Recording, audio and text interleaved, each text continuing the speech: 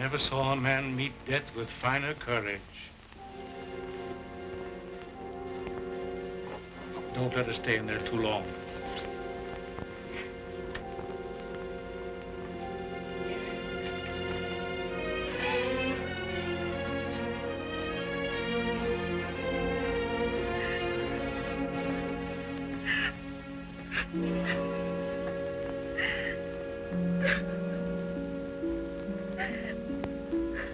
Dearest,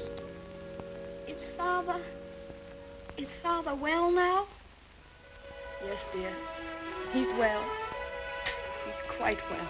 But we have no one left now but each other. No one at all. My baby.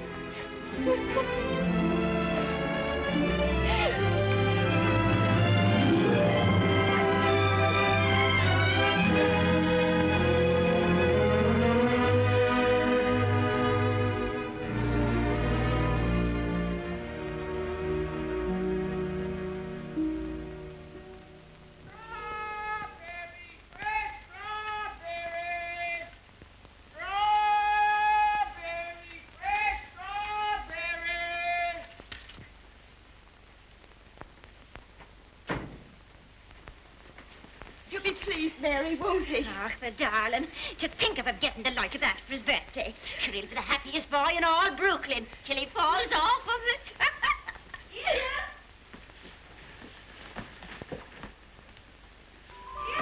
All right, Ceddie. Oh, dearest. Look.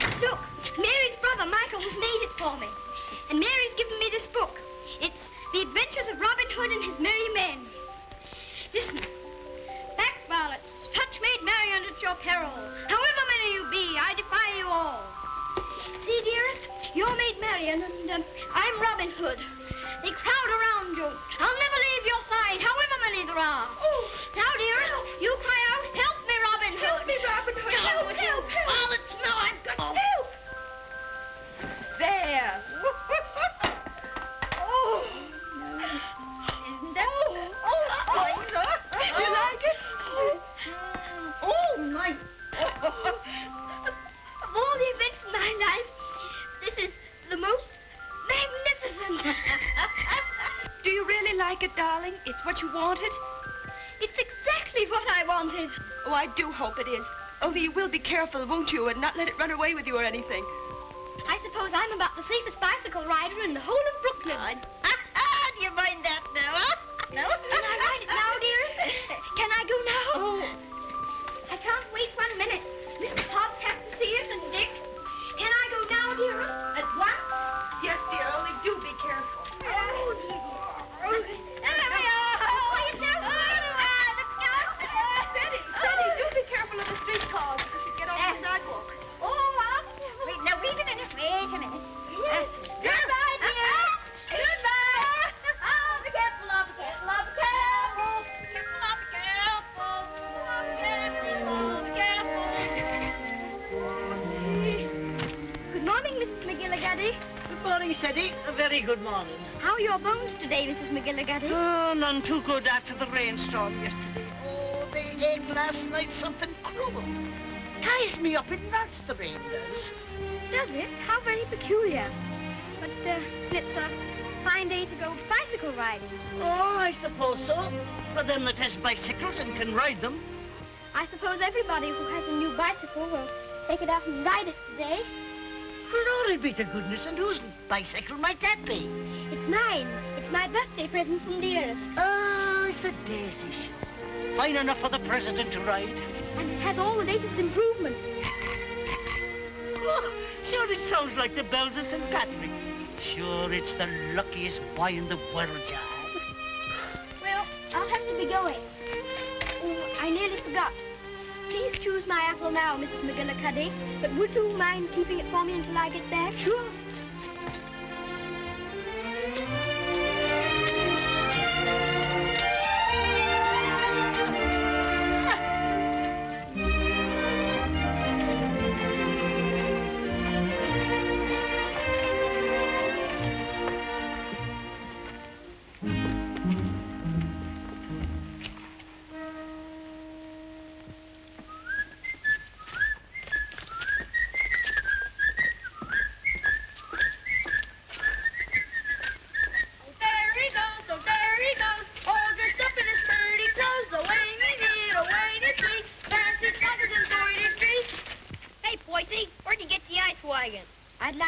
righty. Give us a little ride, will you, Bub?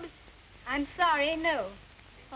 Scared I'll get it dirty? No, but I'd rather ride it myself. All right. Hey, English, when'd you get back from dear old London? I'm not English. I'm an American. Now, where'd you get that kind of gab? My father was English, if it's any of your affair. Oh, does your mother know you're out? Don't you dare talk about my mother. Mama said, Mama said, Mama said. I think you'd better take your hand off that wheel. Want to make anything out of it? I want to make you get out of the way. You don't dast, you sissy cat. Sissy cat! Wait a minute, Ceddie. Don't let him bluff you. I'll be right there.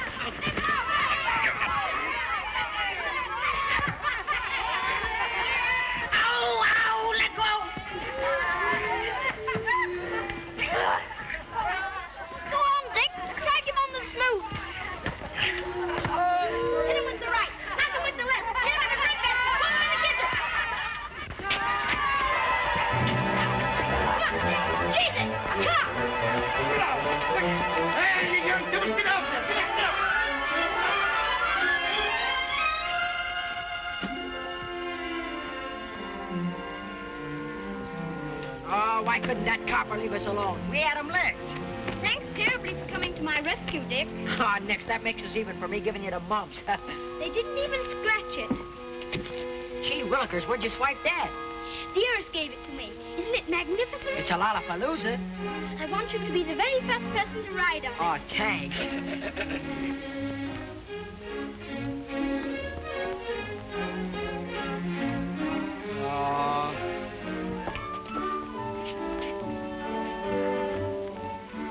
Thank you very much for your assistance, Mr. O'Brien. It's a pleasure, Ceddie, my lad.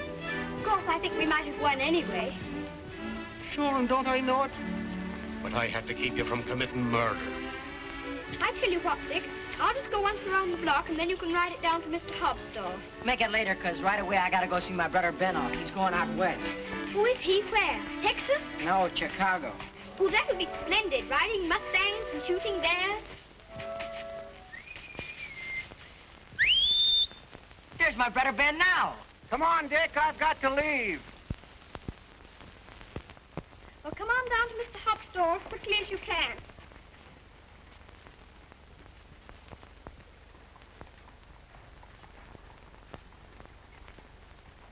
What do you say to a little birthday party?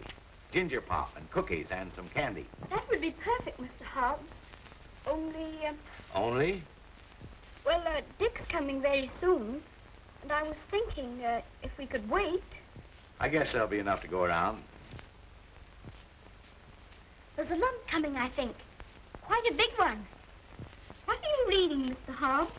Ah, that's the way they go on now. British aristocracy.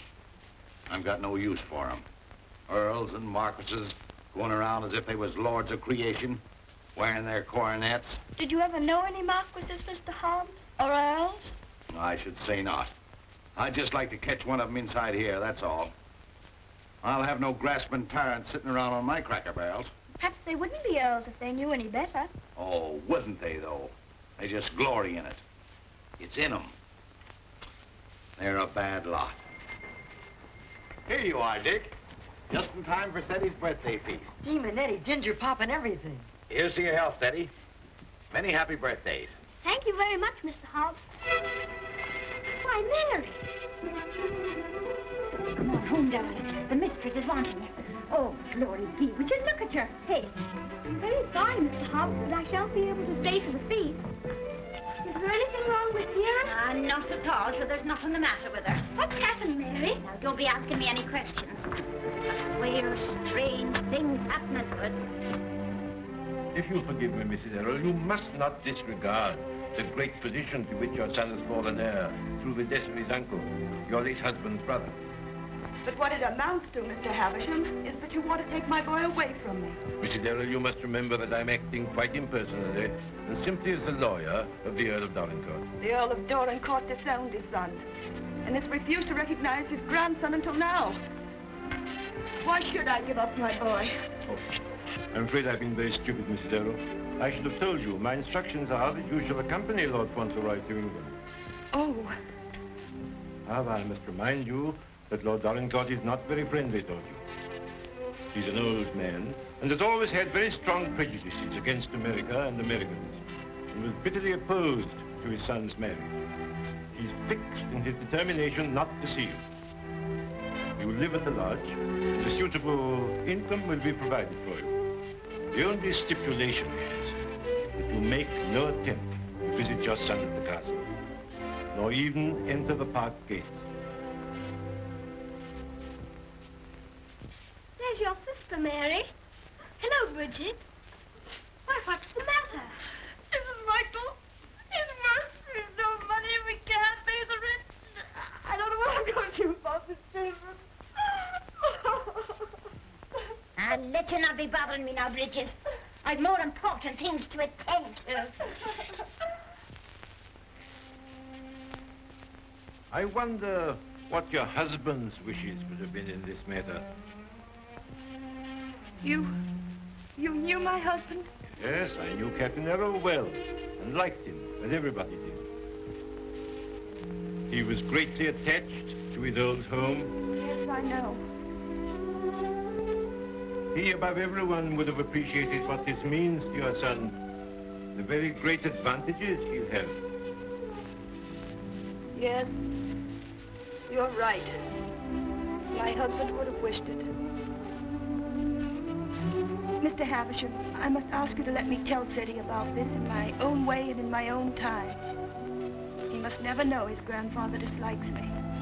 If he did, it would make it harder for them to be friends. Very well. Your son will thank you for this when he's a man. I hope his grandfather would love Ceddie. He has a very affectionate nature and has always been loved.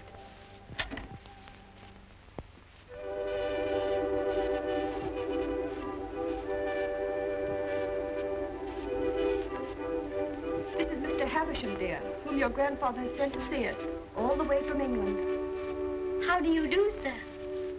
So this is little Lord Fauntleroy.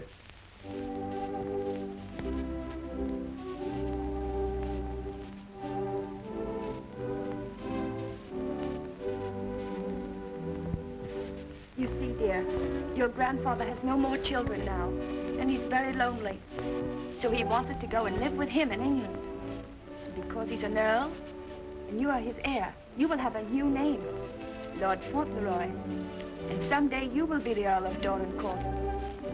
Oh, dearest, do I have to be an earl? None of the boys are earls. Can't I not be one? I'm afraid it can't be helped, dear. Just think, dear. Soon we'll be starting for England. Do we have to go to England, dearest? I'd much rather not. Oh, what will Mr. Hobbs say?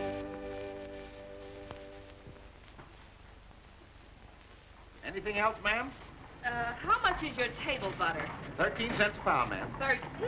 Why, the last I bought was only 12.5 cents. That must have been last month. It's 13 today. Oh, indeed. Well, never mind the butter. Heavens and earth, if prices go any higher, we'll all starve to death. Nay. Good day, ma'am.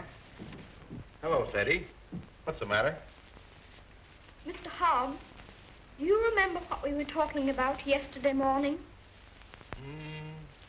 It seems to me we was talking about England. Yes, and earls, don't you remember? Oh, yes. We did touch 'em up a little. That's all. You said you wouldn't have them sitting around on your cracker barrels. So I did. And I meant it, too. Just let 'em try it, that's all. Mr. Hobbs, one is sitting on this barrel now.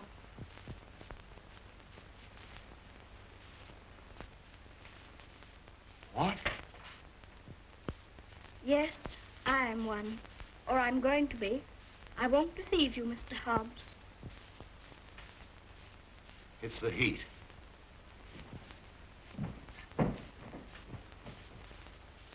It is a hot day. How do you feel? Got any pain? Thank you, I'm all right. I'm sorry to say it's true, Mr. Hobbs. Mr. Havisham, he's a lawyer, came all the way from England to tell us about it. My grandfather sent him. Who is your grandfather? I couldn't very easily remember it, so I wrote it down. John Arthur Molyneux Errol, Earl of Dorincourt. That's his name, and he lives in a castle. 2 or 3 castles, I think. All his sons have died now. That's why I shall be an earl. Now I'm Lord Fauntleroy. Well, I'll be jiggered.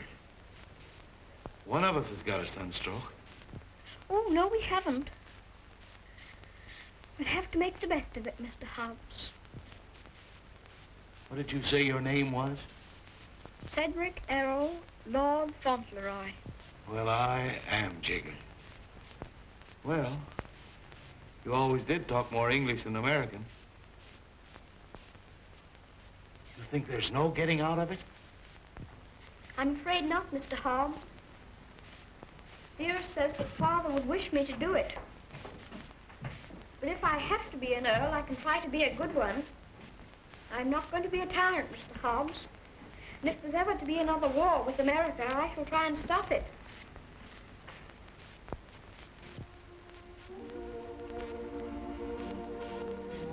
England's a long way off, isn't it? It's across the Atlantic Ocean. That's the worst of it. Perhaps I shan't see you for a long time. I don't like to think about that, Mr. Hobbs. Well, the best of friends must part.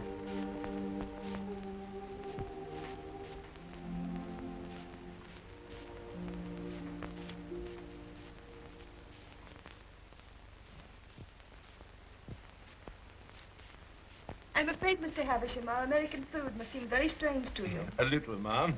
I find that muffins are biscuits and biscuits are cookies. But the cooking's excellent. And after all, it's the company that makes a meal exquisite, not the food. Thank you, Mr. Havisham. When you're an earl, you'll give splendid dinners in one of the most beautiful castles in England. Do you know, I'm not sure I know exactly what an earl is. And I think if anybody's going to be one, he ought to know, don't you? Would you mind explaining it to me? Well, someone is made an earl generally because he's done some service to his sovereign or some great deed. Oh, that's like the president. Oh, is it? Is that why your presidents are elected? Yes, sir. When a man is very good and knows a great deal, he's elected president. Then they have talks like processions, and bands, and everybody makes speeches. I used to think perhaps I might like to be president, but I never thought of being an earl. Being an earl is rather different from being a president. An earl is generally of very ancient lineage. What's that? Very old family. Extremely old. Oh, that's like the apple woman. 100, I should think. She's of such ancient lineage, it'll surprise you how she can stand up. And the rain makes it worse. The first Earl of Dorincourt was created an earl hundreds of years ago. Well, that was a long time ago, wasn't it, dear? Many earls have been very brave men and have fought in great battles. I should like to do that myself. My father was a soldier and a very brave man, as brave as George Washington. I'm glad earls are brave. That's a great bounty. Would you excuse me a moment, please? There's someone I must see. Oh, certainly, of course. There's another advantage of being an earl. Some of them have a great deal of money. That's a good thing to have. I wish I had a great deal of money. Do you? Why? Well, there's so many things a person can do with money. A little tent to put her stall in, and a stove. And I'd give her a shawl, because then her bones wouldn't feel so badly. And what else would you do if you were rich? I'd buy Dearest all sorts of beautiful things. Dearest? I call Mother Dearest because Father did. And there's Dick. And who's Dick? Dick's a bootblack. I buy him some new cloths and brushes and a new sign and start him out fair. He says that's all he wants, is to start out fair. Is there anything else? Well, I think Mr. Hobbs would like a gold watch and chain. But what would you get just for yourself if you were rich? Isn't there one particular thing you've dreamed of having? Yes. A pony. But I suppose that would be too much to even dream about. I'm so sorry. A poor woman who was in trouble came to see me. Oh, is it Bridget? Yes, dear.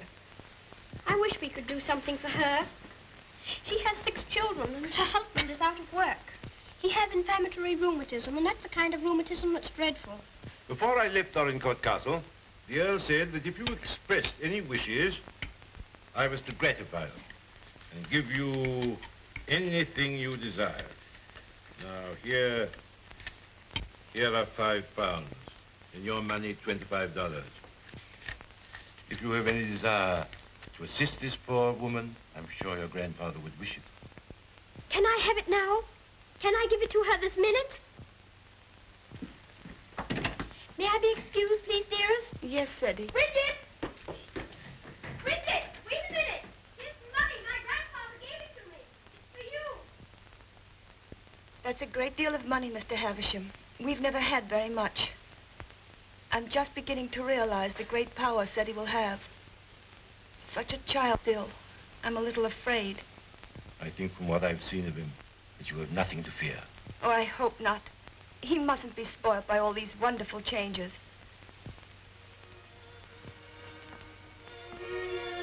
She cried. She said she was crying for joy. I never saw anyone cry for joy before.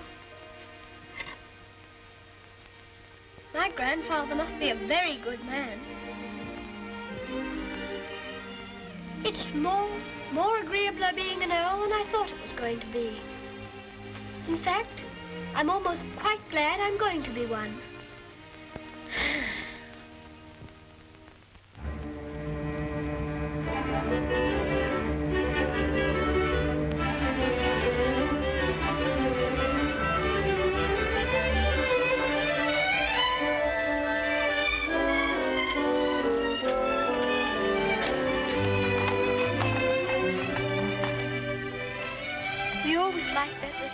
Didn't we, dearest? We always will like it. Yes, darling. Yes.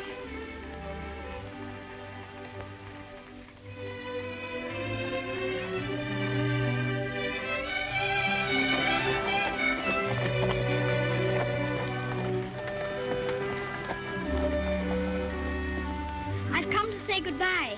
I have to go to England to be a lord, and I shouldn't like to have your bones on my mind every time it rains. Oh, bless your dear little heart with all your kindness to me. The Bones is as quiet as anything. Can I give you a kiss for that? Of course.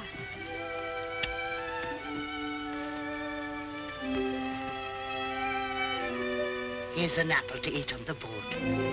Thank you very much. Oh, no, darling. Why should you pay? As my late husband used to say, this one's on the house. Thank you again. Well, goodbye. Goodbye, darling.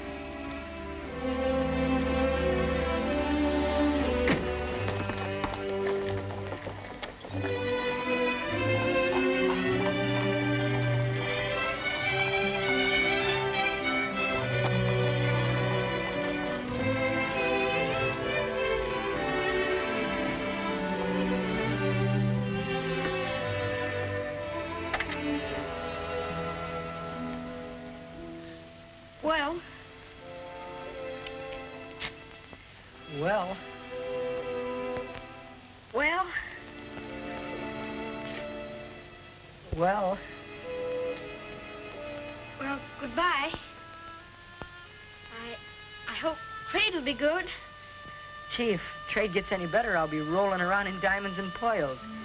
That would be splendid, wouldn't it? I hope you have every sort of luck and happiness.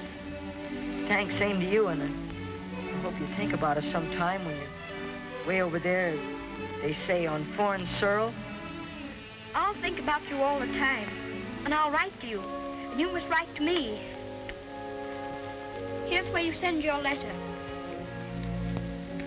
Gee, I wish you wasn't going away. Thanks, mister, for all the swell things you've done for him. He certainly deserves it. He's a game little kid. Gee, I almost forgot. Yeah, I bought this for you. It's a handkerchief. You can use it when you get among them swells. Oh, Dick, it's beautiful. It's extraordinary. I'll use it always. Thank you, Dick. Thank you very much. Well, goodbye. Well, goodbye.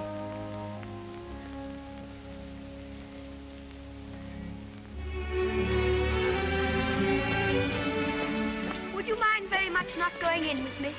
I think this time I'd better be alone. Certainly, I quite understand.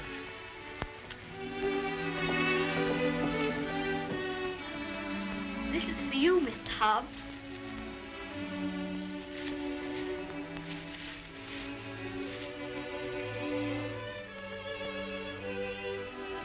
It'll look fine when you're smoking it.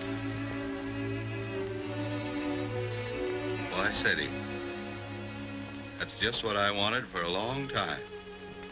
This is my real present, Mr. Hobbs.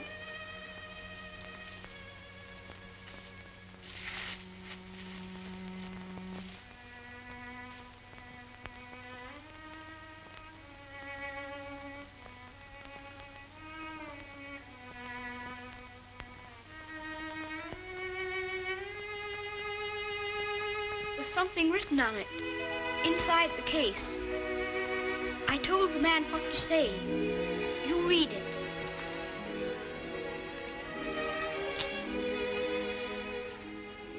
From his oldest friend, Lord Fauntleroy, to Mr. Hobbs. When this you see, remember me.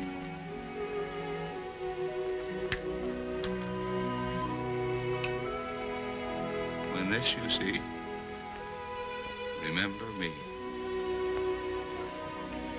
I don't want you to forget me. Oh, I won't forget you. Don't you go and forget me when you go over there amongst those British aristocracy. I shouldn't forget you, whoever I was among. I hope you'll come to see me. Perhaps my grandfather will write and invite you. You wouldn't mind him being an Earl, would you? I mean, you wouldn't stay away just because he was one. Oh, I'll come and see you.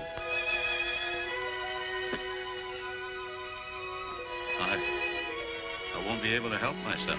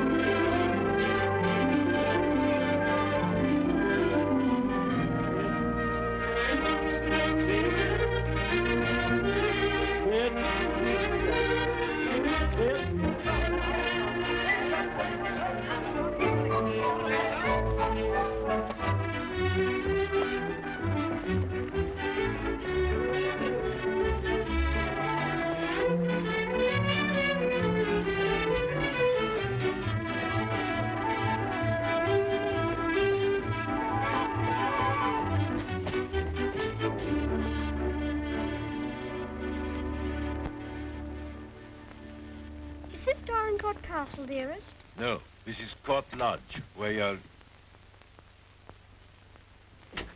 Here's Mary. We had a splendid time in London, Mary. I'm so glad you came before us, Mary. We don't feel so strange finding you here to welcome us. I sure it is a great happiness I wish you, ma'am, in your lovely new home. This is Mrs. Baines, the cook, ma'am, and that's Susan, the parlour maid. I'm sure we'll do everything, ma'am, to to make you comfortable. Oh, I'm sure you will.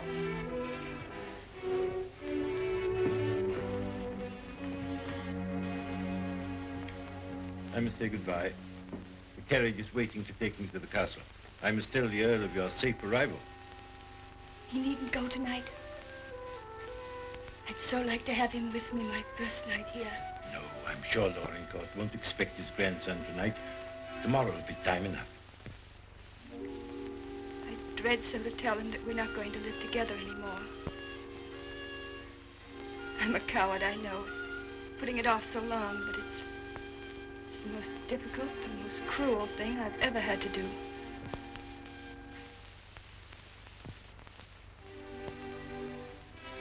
I wish you'd tell his lordship, please, that I'd rather not have the money. You mean the income he wishes to settle on? I have a little money of my own. It's quite enough to live simply on. I must accept the house, of course, because that makes it possible for me to be near Ceddie. I'm grateful to him for that, but... He'll be very angry. He won't understand it at all. I think he will understand. He must understand that I can't accept money from a man who hates me so much that he's separating me from my boy. I'll deliver your message.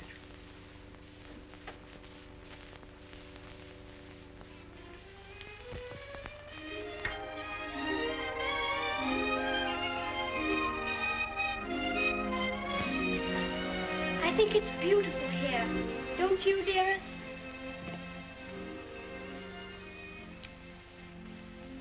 Ceddie, darling. There's something I must tell you.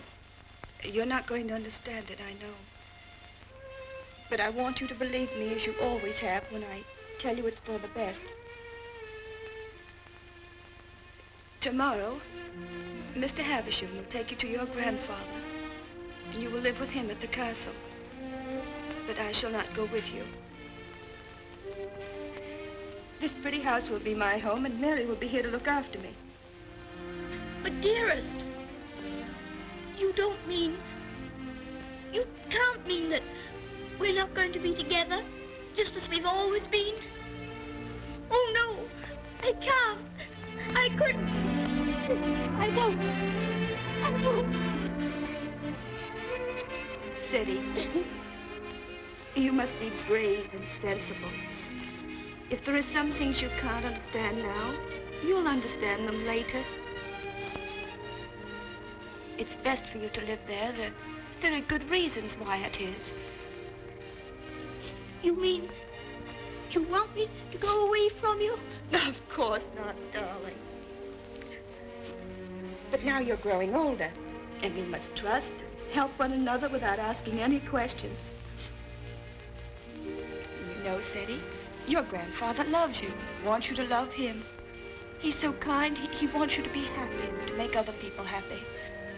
But, dearest, I can't be happy without you. But you won't be without me all the time. I'm not far from the castle here. You'll run in and see me every day. You'll love the castle. There'll always be something new and interesting to tell me. And I'll have things to tell you. Oh, Ceddie, we'll have such good times together. We'll be finding things out, both of us. We'll be explorers. Yes. Like Mr. Stanley and Mr. Livingston. That'll be exciting. And every night, when it grows dark, I'll put a candle in the window to guide you through the jungle, Mr. Stanley.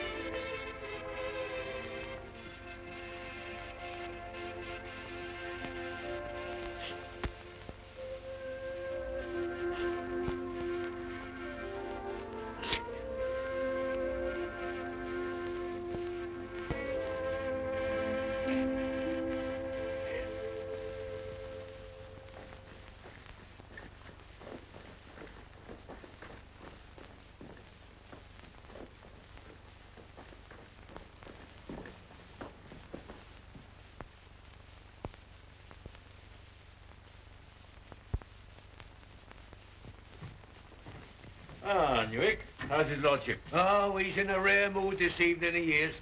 He told me to evict all the tenants if they weren't paid up. Oh, I dare say that'll be a job to your liking.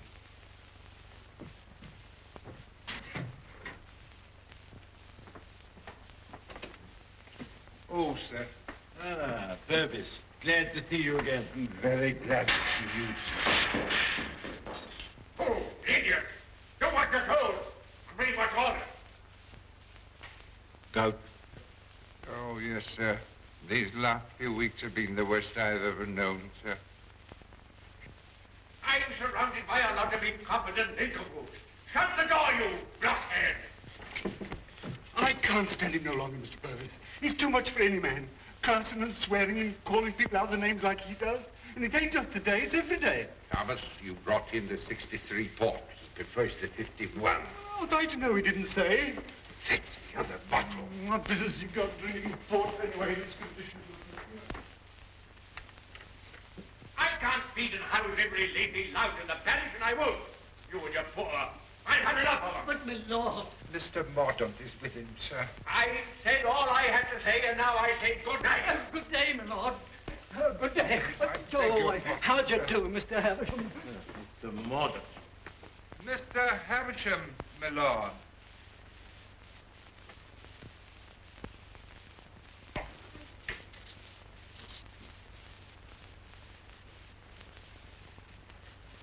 Well, Havisham. Lord? Come back, have you? Put that cushion right for me, will you? I careful.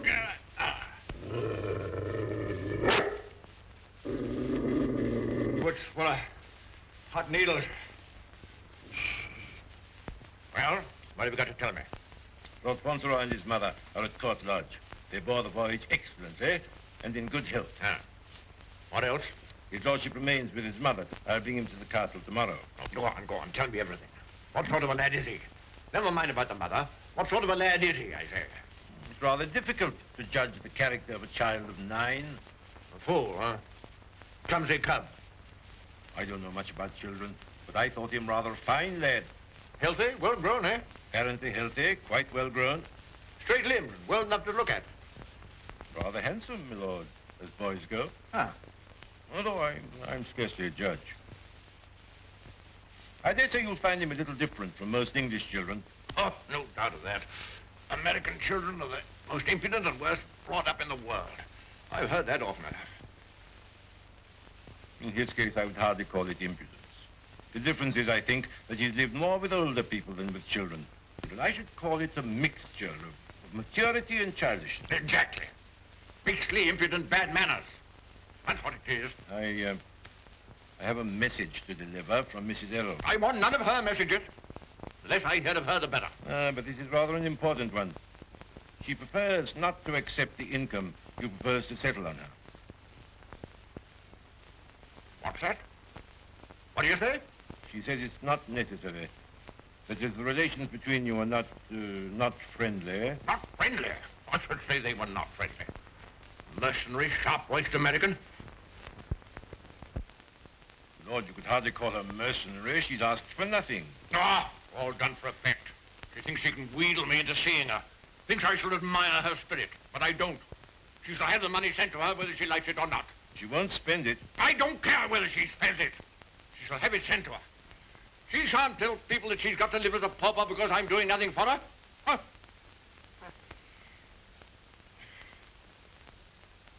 I suppose she's poisoning the boy's mind against me, too. No. I have another message that will prove to you she's not done that. I won't care.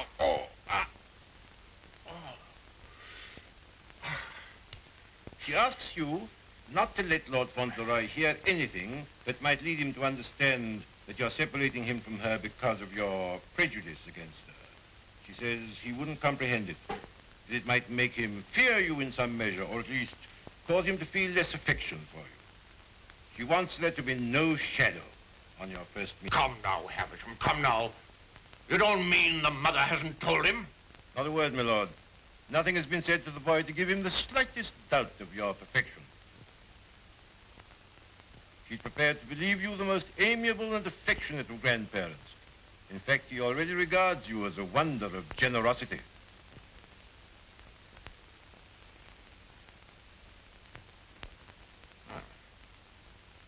Huh? I would suggest, my lord, that Fauntleroy's impressions of you depend entirely upon yourself. I make a further suggestion, that you'll succeed better with him if you take care not to speak slightingly to him of his mother. The boy's only 9. Nevertheless, those 9 years have been spent at his mother's side. She has all his affection. So he thinks me generous, eh?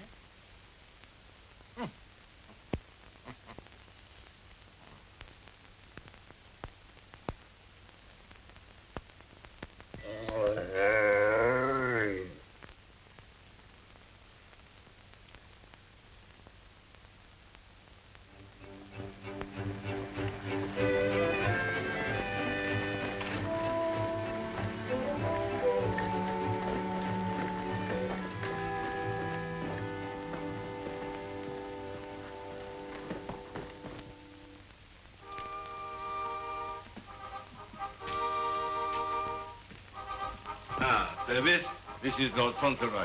My lord. How do you do? Thank you, my lord.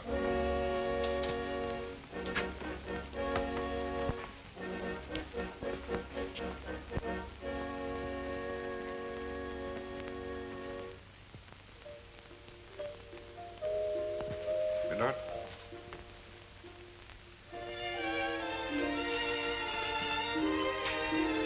This is Lord Fauntleroy, Mrs. Mellon. Lord Fauntleroy, this is Mrs. Mellon, the housekeeper. How do you do, ma'am? I shouldn't know his lordship anywhere, sir. He has the captain's face and way. Oh, was it you who sent the cab? I'm ever so much obliged to you, ma'am. How do you do? He's a great day, this, sir. Where's his lordship? In the library, sir. Lord Fauntleroy is to be sent to him alone.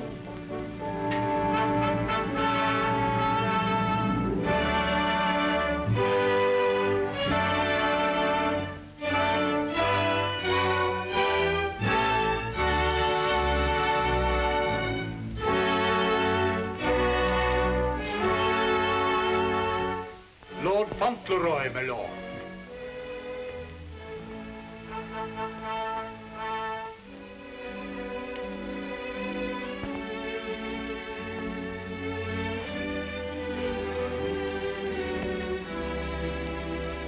Dougal, come back, sir.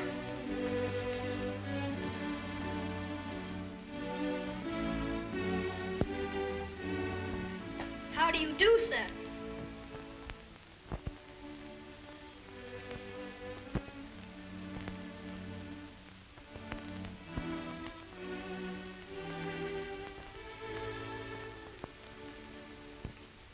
Are you the Earl? I'm your grandson that Mr. Havisham brought. I'm Lord Fauntleroy.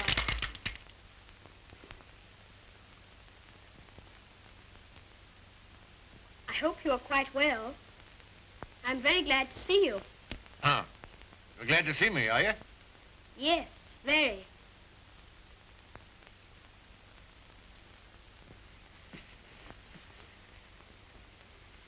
I kept wondering what you would look like if you'd be anything like my father. Oh, and am I? Well, I don't think you are, very. You're disappointed, I suppose. Oh, no. Of course you would enjoy the way your grandfather looked, even as kind to him as you've been. Oh, so I've been kind to you, have I? Yes. I'm ever so much obliged to you about Bridget and the apple woman and Dick. Bridget, Dick, apple woman? They were particular friends of mine. You know, they were the ones you gave me all that money for. The money you told Mr. Havisham to give me if I wanted it. Oh, the money you were to spend as you liked, eh? So you spent it all on these people, did you?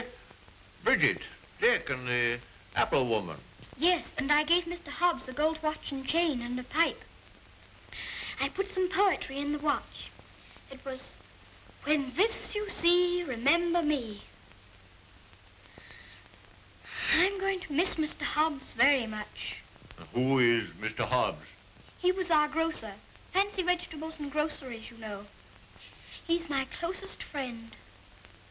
Mr. Hobbs is a very clever man. Do you know he can recite the Declaration of Independence right through? Oh. What's the matter? I just remembered you might not like to hear about the Declaration of Independence. I forgot you were an Englishman. Huh? You forgot you were English too, didn't you? Oh, no, I'm an American. You are English. Your father was an Englishman. I was born in America. You have to be an American if you're born in America. You don't... I beg your pardon for predicting you. Mr. Hobbs says that if there's ever to be another war, that I should have to be an American. But I promised him that if there were to be another war, I should try to stop it. You would? Dinner is served, my lord. Now, be careful, man. Be careful. Careful, man, careful. Oh. Would you like me to help you? You can lean on me, you know. Once when Mr. Hobbs hurt his foot with the potato barrel falling on it, he used to lean on me. You think you could do it? I think I could. I'm very strong. I'm 9, you know. You lean on your stick on one side and on me on the other. Well, you may try. Just lean on me. I'll walk very slowly. Don't be afraid of leaning on me. I'm all right, if it isn't a very long way. You see that old fellow in red velvet? He was the 10th Earl of Dorincourt.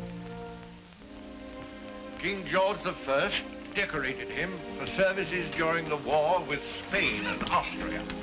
He was tremendously strong, bend a bar of iron between his hands. You get your strength from him. How very interesting. Did you ever try putting your foot in hot water and mustard? Mr. Hobbs used to. Arnica is a very good thing, too, they tell me. Oh, thank you. I'll try it.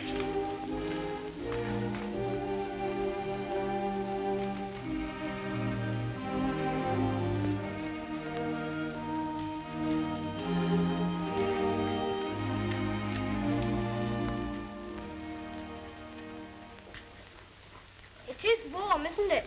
A person can't help getting warm in the summertime. Great heavens! What's that? It's a present from Dick. Isn't it beautiful? When this I see, I shall always remember Dick. Yes, I should think you would. It'd be difficult to forget him. Dick's a professional bootblack. You'd like him. He's so square. Square? He wouldn't cheat anyone or hit a boy under his size. Huh? Very praiseworthy. Thank you.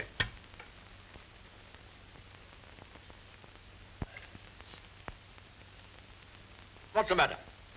Don't you like your soup? Oh, yes. I was just wondering. Wondering? Wondering what? You don't wear your coronet all the time, then? No. It doesn't become me. Mr. Hobbs said you wore it all the time. But after he thought it over, he said he thought you must take it off sometimes to put your hat on.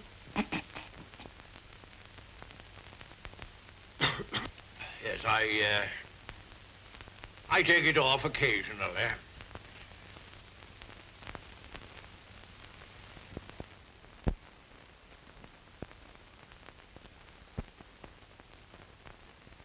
You must be very proud of your house. I never saw anything so beautiful. But it's a very big house for just 2 people to live in, isn't it? Oh? You think it's too large? Well, I was only thinking that if 2 people lived in it who are not very good companions, they might get a little lonely sometimes. Thank you. Do you think I shall make a good companion? Yes, I think you will. I think you should be almost as interesting as Mr. Hobbs. Huh. Mr. Hobbs and I were very great friends.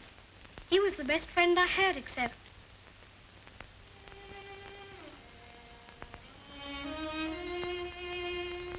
Fauntleroy, what are you thinking of? I was thinking of Dearest. Who is Dearest? She is my mother.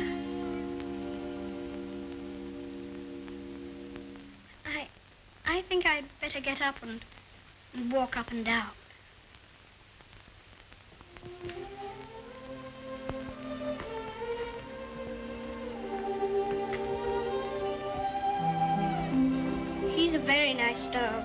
He's my friend. He knows how I feel. How do you feel?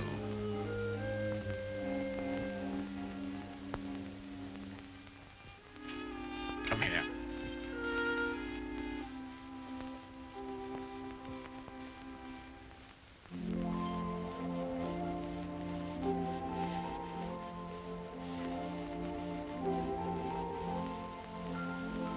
You see, I never was away from my own house before. It makes a person feel a strange feeling when he has to stay all night in another person's castle instead of his own house. But Dearest is not very far away from me. She told me to remember that. And after all, I'm 9, you know. And I can look at the picture she gave me. Look, you press the spring and it opens, and there she is.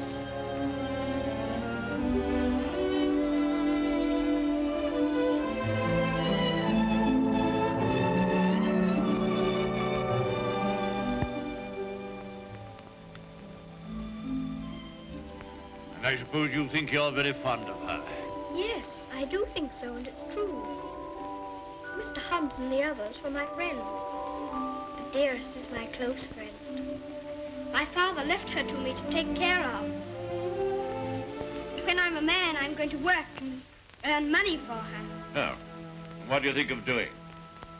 Well, I did think of going into business with Mr. Hobbs. But I should like to be president. We'll send you to the House of Lords instead. Well, if I couldn't be president, and if that's a good business, I shouldn't mind. The grocery business is dull sometimes. Yes, so's the House of Lords. But it's the business that every Earl of Dorincourt goes into. I shall have to talk to Dearest about it.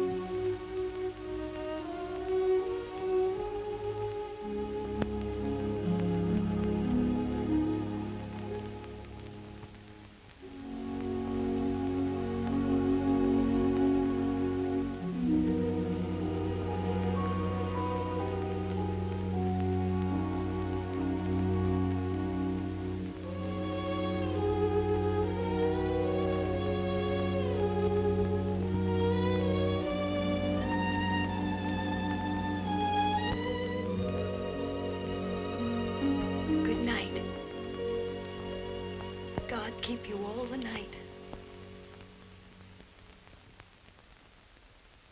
Morning, Thomas. Good morning, sir. His lordship? In the library, sir. And such goings on I never heard in all my life. Do you think it'd be all right for me to see him? Oh, yes, sir. He's expecting you.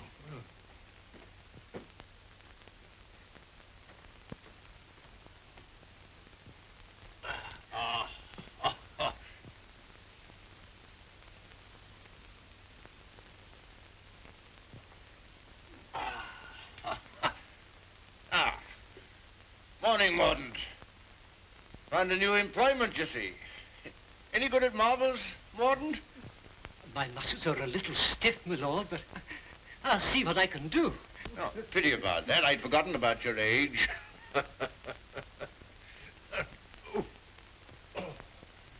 This is the new Lord Fauntleroy. Fauntleroy, this is Mr. Mordaunt, rector of the parish. I'm very glad to make your acquaintance, sir. I'm delighted to make your acquaintance, Lord Fauntleroy. Well, what is it this morning, Mordaunt? Who's in trouble now? It's one of your tenants, my lord. Higgins of Edgefarm. York has told him that if he doesn't pay the rent, he must leave the place. He's a bad tenant. Always behind, Newick tells me. He's devoted to his wife and children. If the farm is taken from him, they may literally starve. That's like Michael. Huh? I forgot we had a philanthropist here. Come here. What would you do in this case? Well, if I were very rich, I should let him stay and give him things for his children. Nonsense. You're Lord Fauntleroy. Time you learn to deal with these situations. You can write, can't you?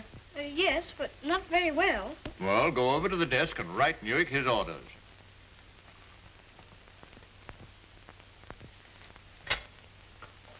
Now, what must I say?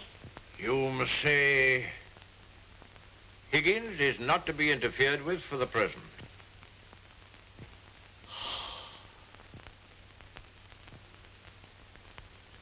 And sign it Fauntleroy.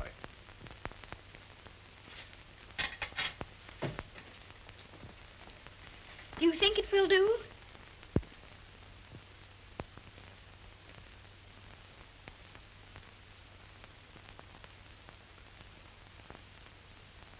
Yes.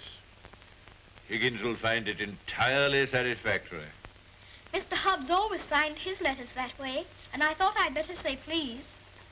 Is that exactly the right way to spell interfered?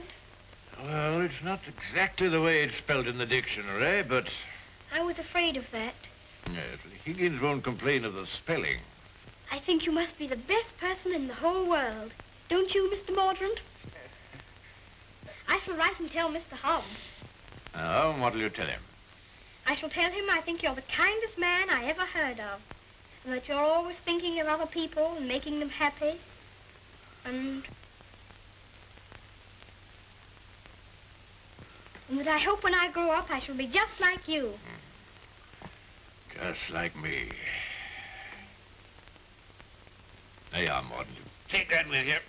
I will indeed. This is good news. Thank you, my lord. Oh, don't thank me. Thank Fauntleroy. Thank you. Goodbye, sir. Goodbye.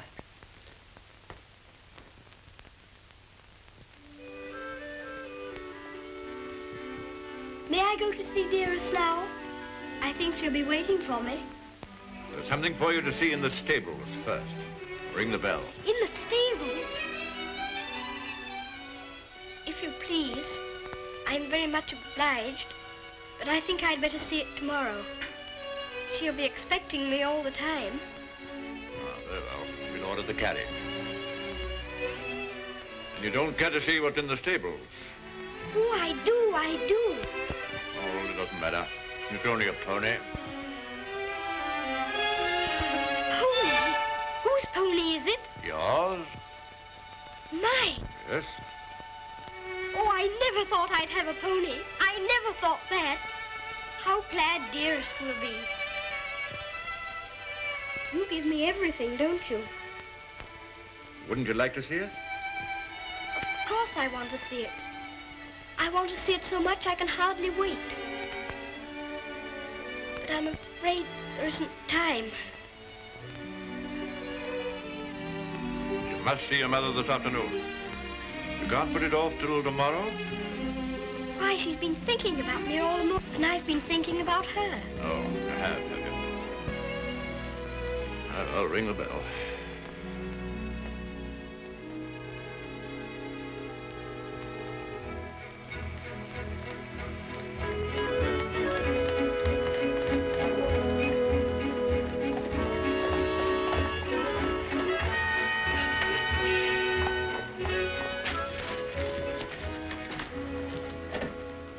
Let me give you your stick. Just lean on me when you get out. I'm not going to get out. Not to see Dearest? Dearest will excuse me. Go and tell her that not even your new pony would keep you away.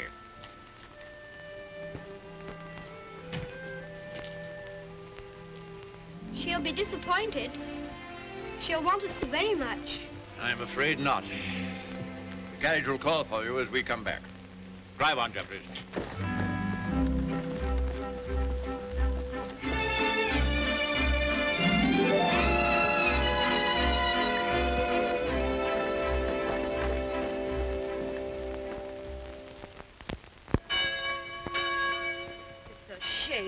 Butted from his own mother. Cook at Court Lodge was telling Sarah she'd never have worked for a sweeter lady, Mrs. Errol. The letter was written by the little gentleman his own self, signed with his name too. Fauntleroy, as large as life. The little precious. Aye, that's the mother. Pretty young thing, too. Good morning, ma'am. Good morning. God bless you, ma'am. Thank you. Good morning, ma'am. Good morning.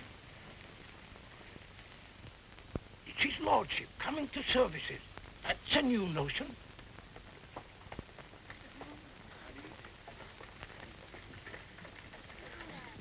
They say even his gout's improving.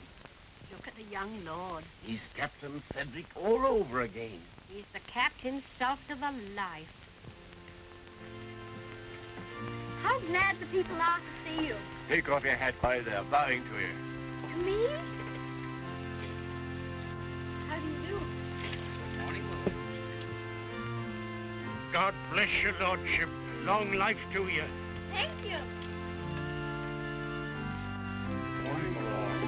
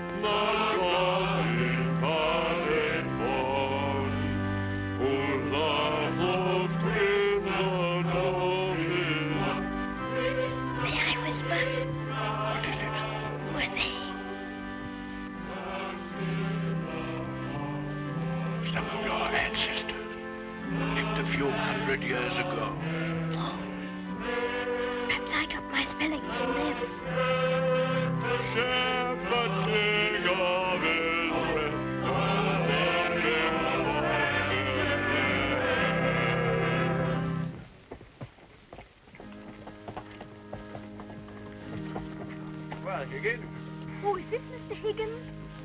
Yes, I suppose he's come to have a look at his new landlord. Yes, my lord. I understand his young lordship was kind enough to speak for me, and I thought I'd like to say a word of thanks. I've got a great deal to thank your lordship for. Oh, I only wrote the letter. It was my grandfather who did it. You know how good he always is to people. Is Mrs. Higgins well now? Yes, your lordship. The missus is better since the trouble was took off her mind. My grandfather was very sorry about your children having the scarlet fever. You see, Higgins, you people have all been mistaken about me. Lord Fauntleroy understands me. If you want a little reliable information on the subject of my character, apply to him. Get in the carriage, Fauntleroy.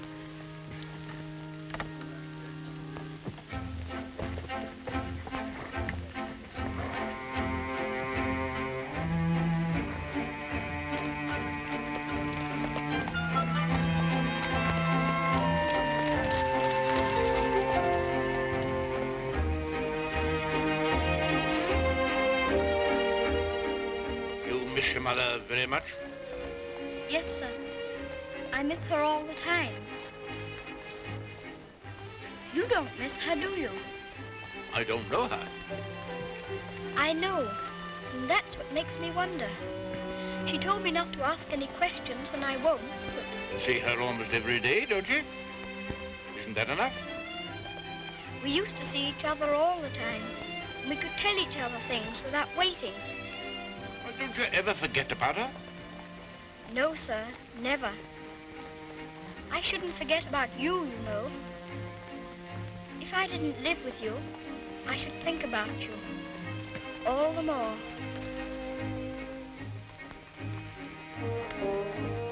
On my word, I believe you would.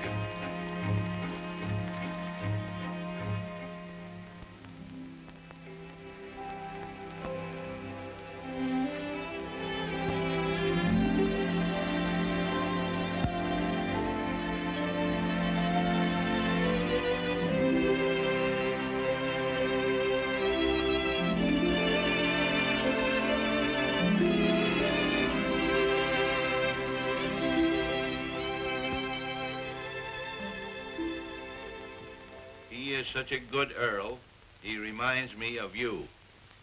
He is a universal favorite. Well, reminds me of you. Think of that now. He's known this Earl only a little while, and we was lifetime acquaintances. I don't know as I want him to be reminded of me by this Earl. They've been using influence on him, I bet you. You're right. They got twisty ways, those aristocrats. They'd wheedle their little finger around your heart as soon as look at you. All for their own purposes, mind. It's a pity they're making an oil out of him. Yeah. He would have been a shining light in the grocer business. A shining light. Do you know any particulars about that stuff like castles and oils? No, not much. Except they're haughty and mean. Sure as a Jim Dandy letter he wrote. Almost as good as seeing him. Only it ain't, of course. Oh, he was a plum daisy of a kid. I bet you sometimes he wishes he was back here. I do. You lonely? Oh, not so bad. Where you living now? Oh, me and two other fellas, we got a room in a lodging house. The other two fellas, they get drunk and fighting, but it's cheap. Oh, that's no sort of a place for a lad like you to be living. Now, look here. I got a clean, dry loft over my stable, and there's an old bed you can have. Why don't you come here and stay? Won't cost you a cent. Gee, do you mean that, Mr. Hobbs? Well, certainly I do. Yahoo! Gee, Mr. Hobbs, talking about oils, you ain't no oil, you're a prince. Oh, sure.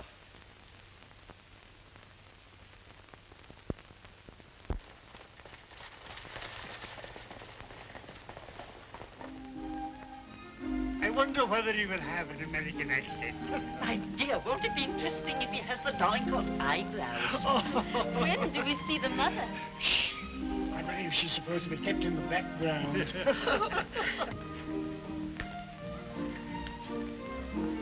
Well, Molyneux, is this the boy? Yes, Constantia, this is the boy. Fauntleroy, this is your great aunt, Lady Lorridale. How do you do, great aunt? How do you do, young man? You're like your father. I loved him more than most people in this wicked world. Oh, did you know my father? Know him? Of course I do. Oh, then you must meet Dearest. She will enormously like to talk to you about him. You see, I was the only one she could talk about him to who knew him. And I was so small when he... Yes, Fauntleroy, this is your great-uncle, Sir Harry Lorridale. How do you do, sir? Hear you're fond of horses. I'll confess to you, Constantia, that what you'll probably see for yourself. There's a risk of my becoming rather an old fool about him. Becoming? By the way, the mother, what does she think of you? I don't know. I haven't asked her. You must come over to Lorridale Park one day and see us. There's some new cocker puppies in the kennels. You shall have your pick. Oh, thank you very much indeed, Uncle. Only Dougal might be offended. You see, he's very fond of me, and I really shouldn't like to hurt his feelings. Hurt his feelings. That's a good one. Did you hear that, Connor? Hurt his feelings. This is Miss Herbert Fauntleroy. I want you to be great friends with her. How do you do? Have you met Dougal? He shakes hands beautifully. Shake hands with Miss Herbert, Dougal. He's a great friend of mine. I like making friends, don't you? Yes, I do. May I be your friend? And Dougal. Oh, yes, if you please. Okay, Lumbago, Fortescue. Better, I hope. Thanks. Much better. I've known Dorincourt as well as anyone could know him for 35 years.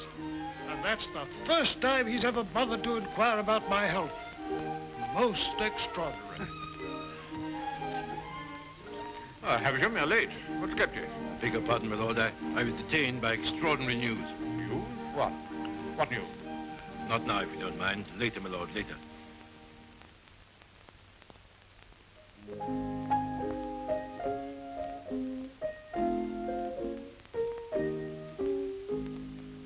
The young May moon is beaming, love. The glowworm's lamp is gleaming, love. How sweet to roam through Mona's grove, while the drowsy world is dreaming, love. Then awake till rise of sun, my dear. The sage's glass will shun, my dear. Or in watching the flight of bodies of light, he might happen to take thee for one, my dear. Charming, charming.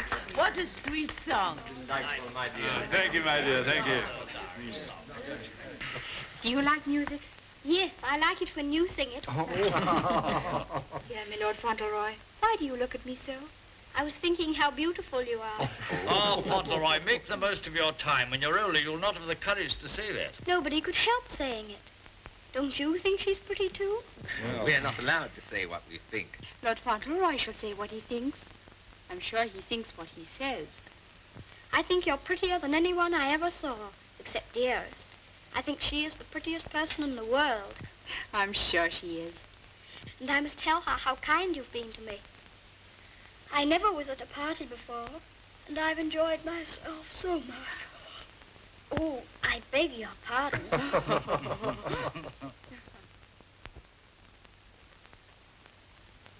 Good night, little Lord Fauntleroy. Keep well. Thank you very much.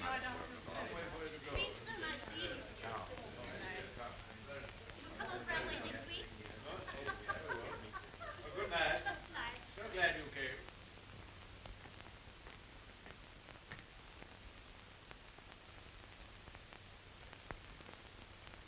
Well, Havisham, what the world's the matter? Something serious must have happened to make you behave like this. What is it?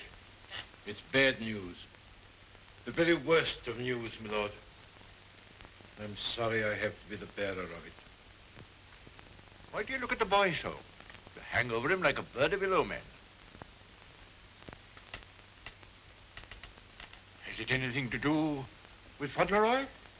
My lord, I waste no words. My news has everything to do with him.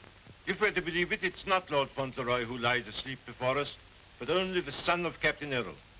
The present Lord Fauntleroy is the son of your boy Bevis, and at this moment is in a lodging house in London. What do you mean? You're mad. It's a lie. An abominable lie. If it's a lie, it's painfully like the truth. A woman came to my chambers this morning and told me that she married your son Bevis in London 11 years ago. She showed me the marriage certificate. The child was born shortly after Bevis deserted her and was taken by her to America. Oh, the woman's obviously an imposter. It's a trumped-up fraud. I'm afraid not, my lord. I saw the boy's birth certificate. She's, I'm afraid, a very ignorant person. But she's consulted a lawyer who advises her that her son is, of course, Lord Fauntleroy and the rightful heir. She demands that his claim be immediately acknowledged. I'll protest this to the last. I'll disown Bevis's boy. I'll have nothing to do with him or his mother. You can't disown him, my lord. Nothing we can do can keep the eldest son's child from his inheritance.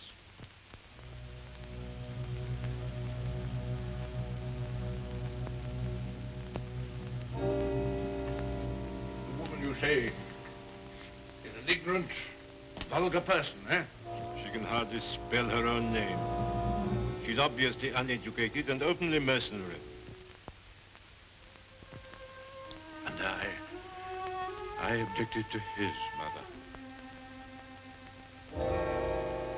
I suppose it's retribution.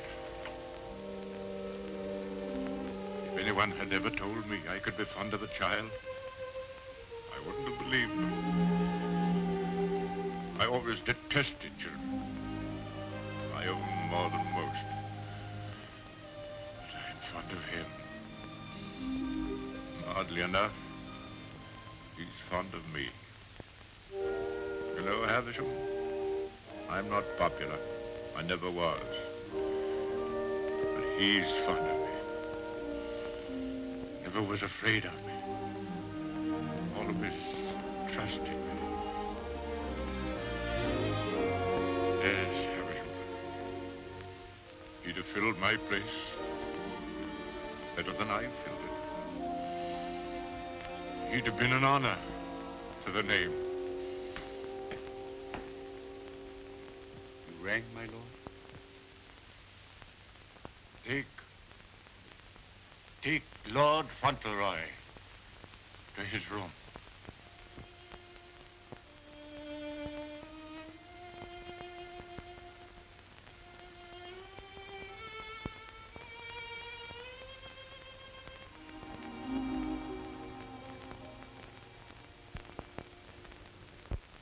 What a pity. The boy's a thoroughbred if ever there was one. I suppose you may say it's a judgment on Molyneux. But that boy, the first human being he ever loved. Will Molyneux take the case to the courts, do you think? Can't tell. He's obstinate enough. Courts of the devil. You go in with your best suit, buckles on your shoes, and come out as nature made you. Bless my soul, Constantia. Whoever would have dreamed that I'd have felt sorry for the old boy? I wouldn't have minded our having a boy like that, Harry. Yes. Bit of luck for us, old girl, if we had. I'll tell you one thing. If his little lordship loses his title, the village loses the best friend it has. Aye, that's right. And I'll tell you another thing.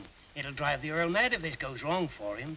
Why, he's been so proud of the boy, you'd hardly believe it if you knew him for what he was before. And the new one's no lady, that's sure. Bold-faced thing, that's what she is. The dark-eyed, brazen-faced wench. Yes, the Earl come in now with Mr. Aversham.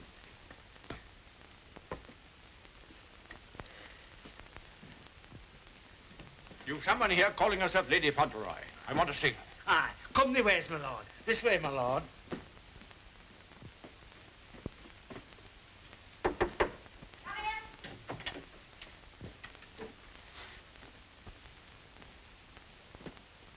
Earl of Dorincourt.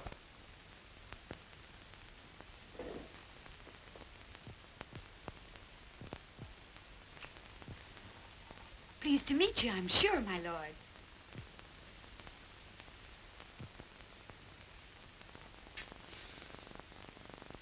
Bevis?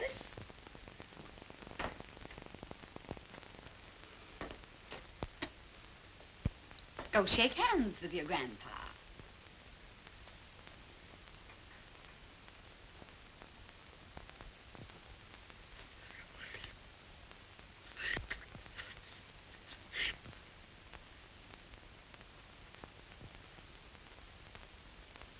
So that's the way you're going to treat your grandson, is it? Ah, you needn't try to look so fierce about it. He's your grandson, all right. Yes, my lord. We have proof of the young gentleman's birth. He is the son of the late Lord Fauntleroy. Allow me to introduce himself. Joshua Sneyd, at your service. My card. I've already had the pleasure of making Mr. Havisham's acquaintance. Lady Fauntleroy has placed all the evidence in my hands. I can assure you, my lord, it is sufficient to justify her case should it come into court. But may I suggest that we come to an arrangement and settle this matter amicably on a friendly basis? Friendly? Ha! Look at him staring at me as though I was dirt. Me, his own daughter-in-law. Oh, your son Bevis married me, all right. And a fine rotter he was. But he was the father of my boy, and I can prove it. Lady Fauntleroy, please. You may think you can fight me, but a lot of good it'll do you. They don't love you around here, and you know it. I've heard plenty about you and your dirty, snobbish pride. Plenty of pride you'll have when I'm finished with you. Unless you want to climb down off your high horse and get reasonable with your own flesh and blood. Lady Fauntleroy... You shut up. I'll stop at nothing, do you hear? I'll drag this case through every court in the land. I'll let the whole world know what you are. You and your precious son, Bevis, deserting me and his own child, a babe in arms. How I've suffered, heaven only knows. And you standing there looking at me and my boy as if we were scum. You ought to be ashamed of yourself. You say you married my eldest son. If that's proved to be true, the law's on your side. In that case, your son will be Lord Fauntleroy, and you will be provided for. But I warn you, the matter will be sifted to the very bottom. I'll only add that I want to see nothing of you or your boy as long as I live. After my death, you can, unfortunately, do as you please. Yes, you're exactly the kind of person that I should have expected my son, Bevis, to choose.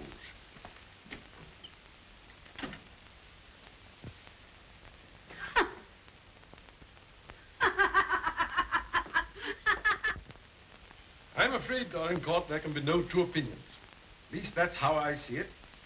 You agree, Semple? Yes, I'm afraid we can see it no other way. But it's monstrous. That woman, that boy, are utterly unfit. Alas, the law can take no cognizance of such things. I sympathize, Dorincourt, more than I can say. Sympathize? What's the use of that? If we take it to the courts, you think there can be only one result? I'm afraid so. The birth certificate, everything we have, point the same way. If you take it to court, you'll have the expense and the notoriety, and only, I fear, one possible result. Perhaps the boy won't turn out so badly as you fear. Perhaps you can do something with him. That boy? That oaf?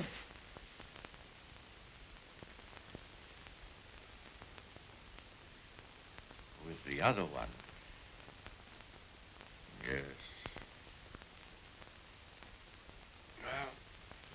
Well, I have no other course but to accept your judgment. Come, Havisham. Thank you, Lord. And you, Mr. Semple.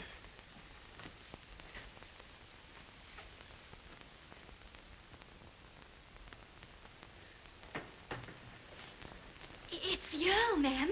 The Earl himself. Show him in.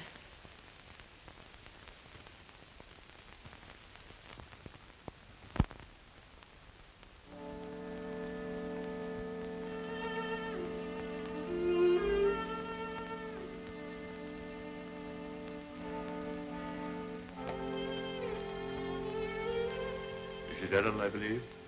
Yes, I'm Mrs. Errol. I'm Lord Dorincourt. The boy's very like you. People have often said so. I'm glad to think he's like his father, too. Yes, he is. Like my son. Won't you sit down? Thank you.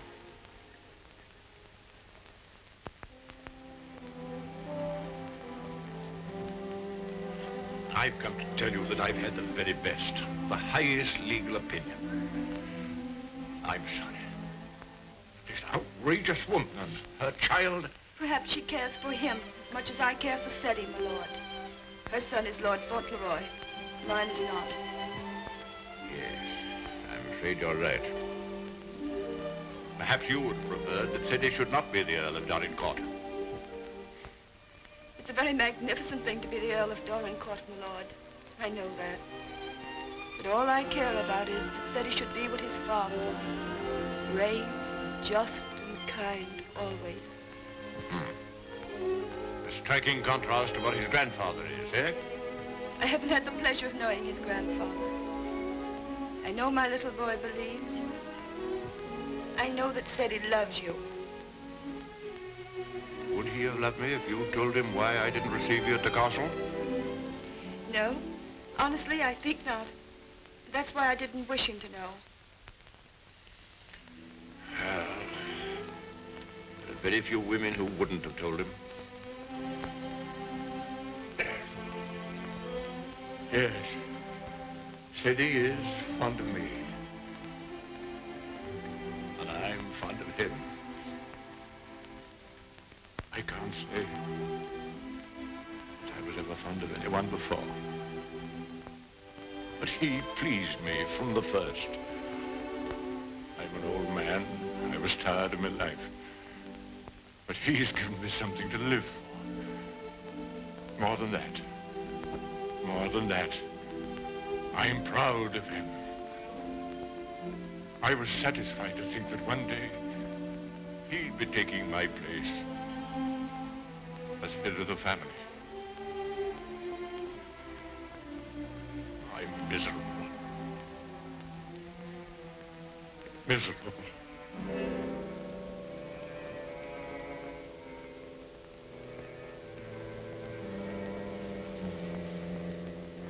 Much troubled, you must be tired. And you need all your strength. Thank you.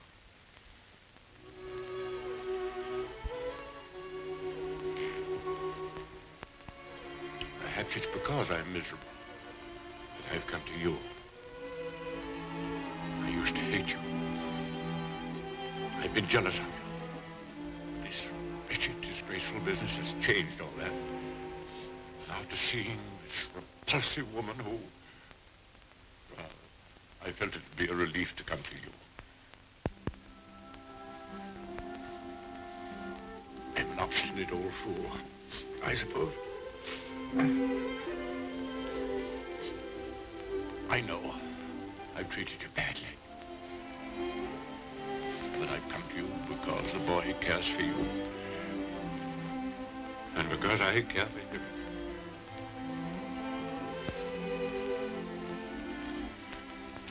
treat me as well as you can. For the boy's sake.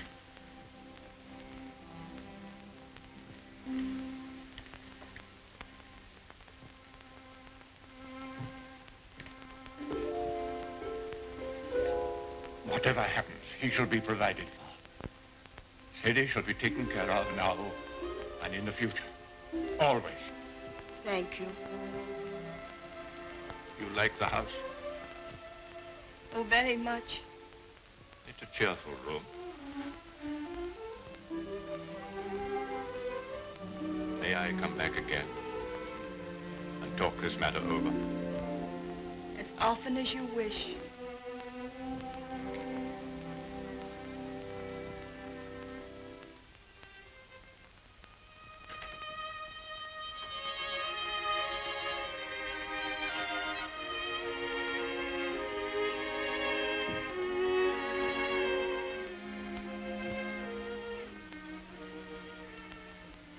Bad news, haven't you? Yes. The worst. And I'm not Lord Fauntleroy anymore, am I? No. She's beaten me. Then the other boy, he will have to be your boy now, won't he? Like I was? No. He'll have to live in the castle if he's Lord Fauntleroy, won't he? Common little brat shall never enter this place in my lifetime. I'll take care of that. Then I can still be your boy, even if I'm not going to be the Earl, just like I was before? My boy. Yes, you'll be my boy as long as I live. And by Jove, sometimes I think you're the only boy I've ever had. Then I don't care about the Earl part at all. I thought, you see, that the one that was going to be the Earl had to be your boy. That I couldn't be. I shall never take anything from you that I can hold for you. Come what may, you shall have all that I can give. All. And Dearest? Will her house be taken away from her? No. You can take nothing from her. Nothing from either of you. Come. Time to go to sleep.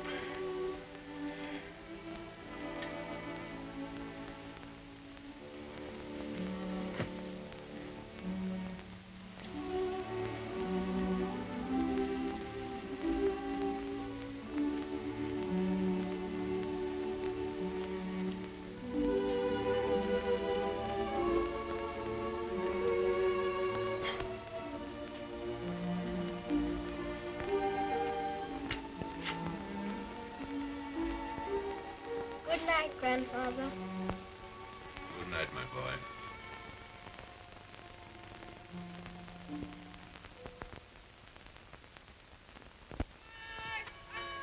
The aged Earl remains secluded in his castle and refuses to have any communication with the rightful heir.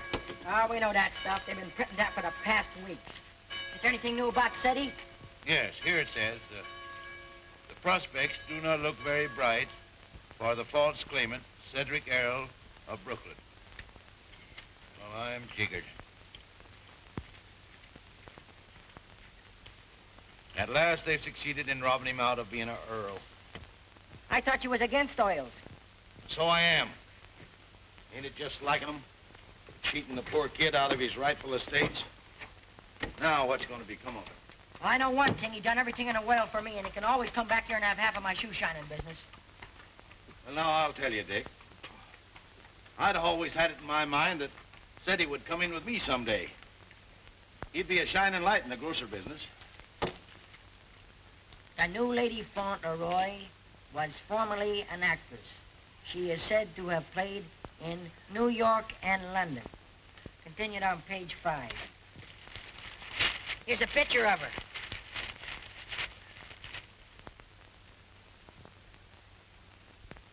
Holy mackerel. What's the matter? Here, look at this. It's her. Her? She ain't no aristocrat, she ain't. I know her as good as I know you. It's Minna, Ben's wife. Your brother? Sure. You mean it's some kind of hocus pocus? Sure I do. Well, I'm jiggered.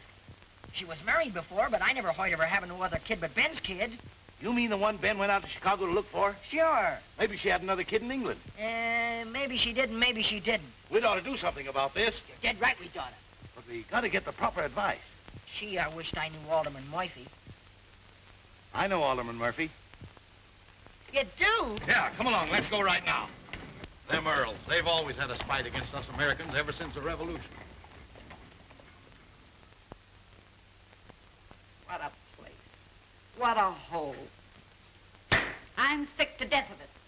Cooped up here, week in and week out with nobody to talk to. You're complimentary. I wasn't meaning to be. And grateful. You're getting your money, aren't you? Business is business, you know. Business. I'm sick of business. I want some fun. Why don't you go up to London for a while? London? Not on your tintype. Nothing but please that old devil up at the castle better than to see me clear out. Well, I'll stay here in this rotten country pub. You've lived in worse places in your time, I've no doubt. That's none of your business. You keep a civil tongue in your head or I'll hand you your walking papers. I wouldn't. What do you mean? Just what I said. I wouldn't try anything like that, Minna. I'm Lady Fauntleroy to you. Men. Why, it's Lord Dorincourt. Why, this is a pleasure, a real pleasure, I'm sure. Won't you take a... Hello, Minna. Why, hello, Dick.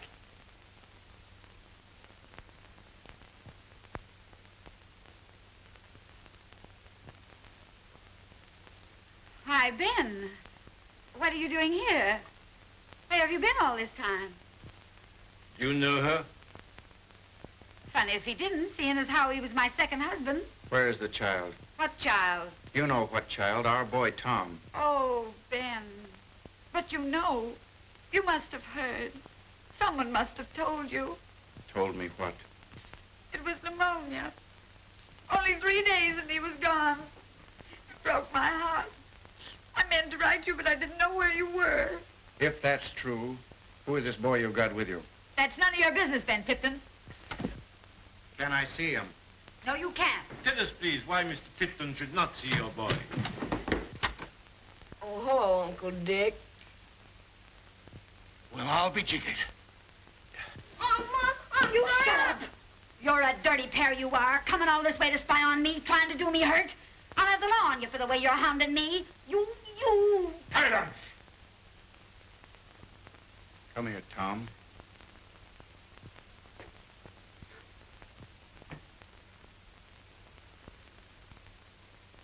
I knew nothing of this, my lord, I assure you. There's a little matter of a forged birth certificate. But I swear to you... Oh, never mind, Havisham. I've had enough of this. Too much. The sooner the pair of you are out of this country, the better. Come on, Havisham. You'll be sorry for this, you will. It's prosecution, that's what it is. It's robbery.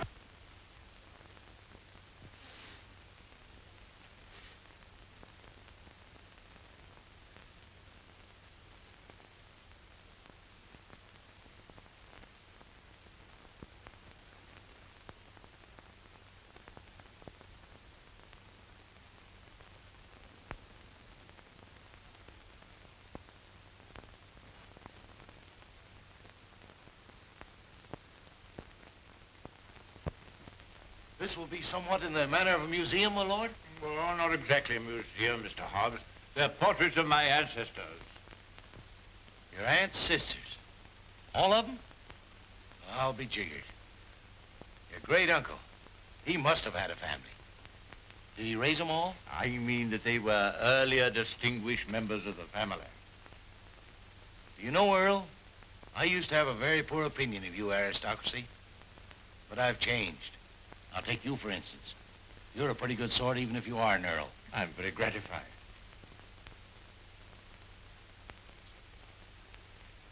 A bit gay, wasn't he? Yes, that's why I have the gout, Mr. Hobbs. Oh. And they was all Earls. And Ceddie's going to be one. And own all this. And he'll be worthy of it, Mr. Hobbs. Sure he will. All these Earls. You know, I wouldn't have minded being one myself.